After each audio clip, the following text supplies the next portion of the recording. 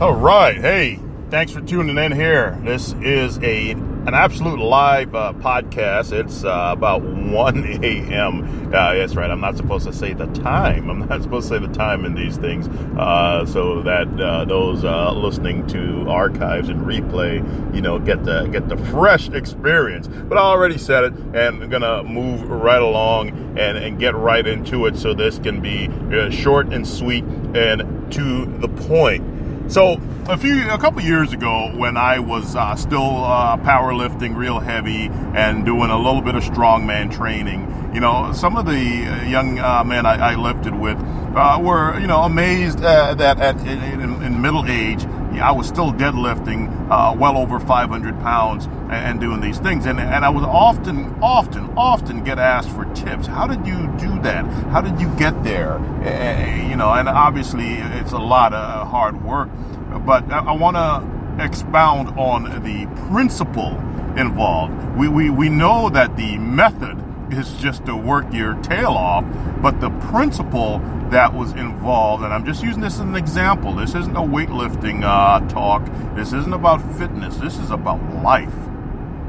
The principle that was involved, how I, got to be really, really good at deadlift and just able to easily pick up hundreds and hundreds of pounds off the ground. I topped out somewhere a little bit over 600. Is this. Figure out what it is you're good at. We all have areas that we're naturally predispositioned for, areas that we excel in, areas that we have we're a little bit better than average than the next guy in. So figure out what it is you're good at, what it is you're strong at. You may not be where you want to be with it yet, but you have areas that are just you, where, so figure out what it is you're good at and work on that. You have to get to the point where you forget about your weaknesses, because we all have them. And it goes contrary to a lot of popular wisdom to strengthen your weaknesses. You can't. They're your weaknesses. You're always going to have them. If you spend all of your time working on your weaknesses, what do you think is happening to your strength? Well, that will start to dissipate.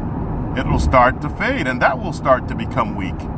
But if you hammer away on your strength and you strengthen your strength, your strong suit, what you're good at will become so strong, you'll become so great at it, that what you're not so good at, what you're weak at, will shrink into insignificance. Does that make sense? You have to work so much and put so much effort into your strengths that they become so strong that your weaknesses just don't necessarily seem so weak anymore. I'm not saying to completely neglect them. I mean, there are areas that we have to work on and improve, but you have to be careful that you're not trying to put so much effort into becoming what you're not that you end up losing what it is you've already got. You follow me here?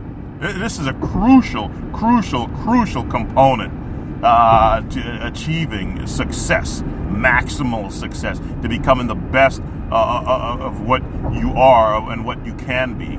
If you spend too much time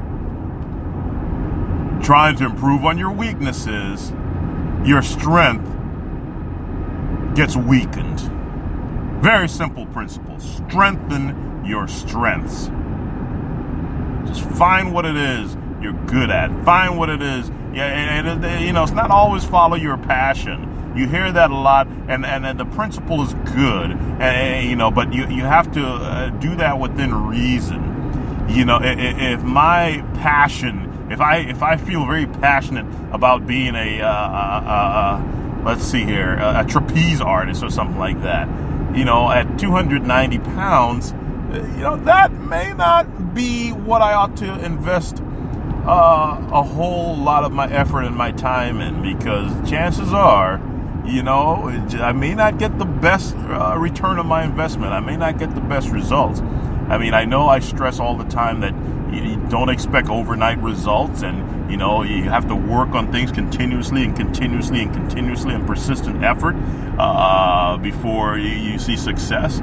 But we also have to be realistic And sometimes what we feel passionate about, what we're really excited about, what we think, yeah, this is what I want to do, it may not be what we ought to do because we're just not best suited. I don't care how much an ostrich wants to soar through the air like an eagle. The ostrich is not an eagle. The ostrich is an ostrich. His natural lane, his natural strength is that with those long legs of his, he can run like nobody else can.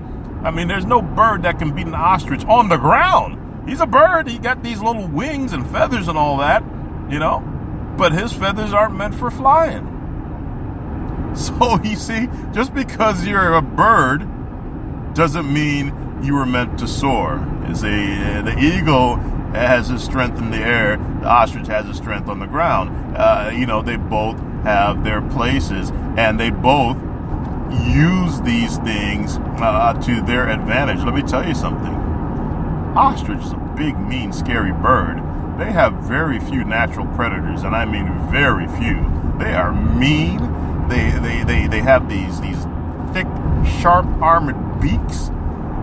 These claws on their feet, they can slash at you and cut you wide open. Don't mess with the ostrich, as goofy as they look, and we know about them sticking their head in the sand and all that. Do not mess with ostriches. Remember, I'm trained in wildlife rescue. I used to be an animal control officer. Trust me, I know what I'm talking about.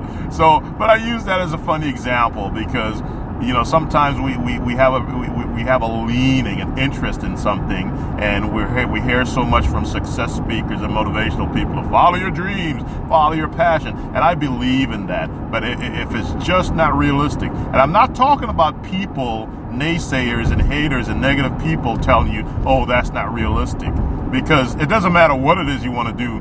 Even the things that you should be doing, there will be no shortage of people telling you that it's not realistic or you shouldn't be pursuing it. So that's not what I mean. But I'm talking about when you're honest with yourself, when you do a soul search and self-assessment, you have to figure out if what I'm doing is what I really ought to be doing.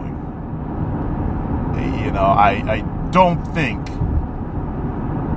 James MacArthur pursuing a career in ballet would be the most sensible thing. I love ballet. I think it's graceful. It's beautiful. I've dated dancers before, ballet dancers. It's awesome, but it ain't me.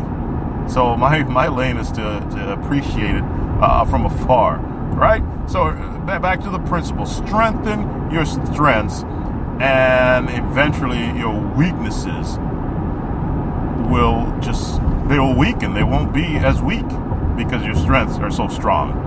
That's it. That's all I got right now. Thank you for tuning in. I haven't done one of these in a while. I hope that was helpful to you and that you're able to take some of this and just internalize it and make sense of it and go forth and do what it is you're supposed to be doing.